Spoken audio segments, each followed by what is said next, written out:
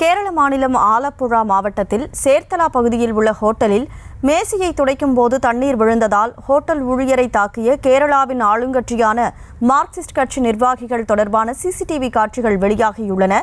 அதனை பார்க்கலாம்.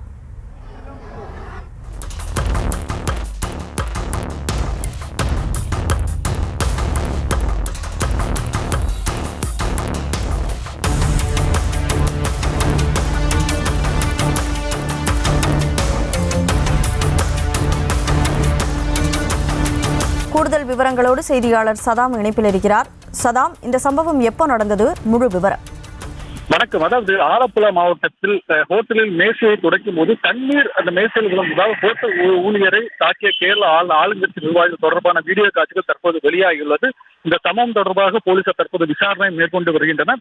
கேரள மாநிலம் ஆலப்புழா மாவட்டத்திற்கு உட்பட்ட சேர்தலா பகுதியில் உள்ள ஒரு ஹோட்டலில் கேரள ஆளுங்கட்சியான மார்க்சிஸ்ட் கட்சியின் நிர்வாகிகள் சாப்பிட சென்றனர்.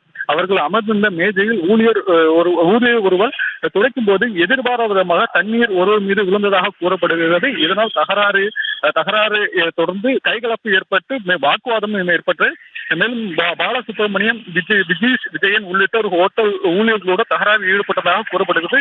இந்த சம்பவம் தொடர்பாக சிசிடிவி காட்சிகள் தற்போது வெளியாகியுள்ளது. இந்த சம்பவம் குறித்து தற்போது சேர்தலா போலீசார் விசாரணை மேற்கொண்டு வருகின்றனர். இந்த சம்பவம் அப்பகுதியில் பெரும் பரபரப்பையும் ஏற்படுத்தியுள்ளது.